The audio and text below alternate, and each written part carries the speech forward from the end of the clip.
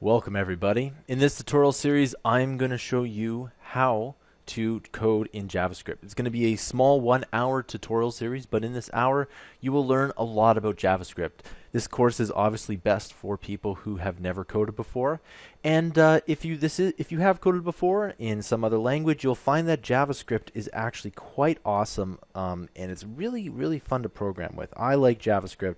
In fact, it's probably one of my more favorite languages to work with.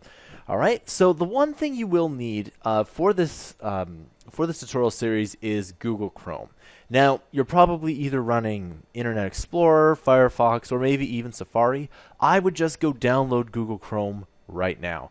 The reason is that Google Chrome has the best support for JavaScript, and I would highly recommend using it. I do all my development for HTML5 and anything on Chrome, and it's really good.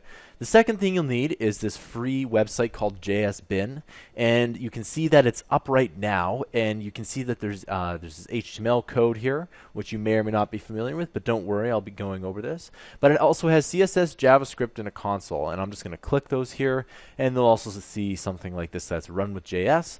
All this is that you can make applications with HTML, CSS, JavaScript, and you can see the output of JavaScript not only within the web page, but within a console, which is what JavaScript can also be run in. All right.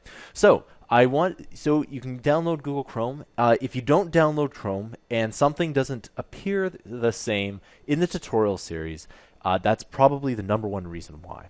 The #2 reason why is that something has maybe changed in the JavaScript world, and it probably won't happen that way. But anyway, let's go on to the next tutorial and let's start to code with JavaScript. I'll see you guys in the next tutorial.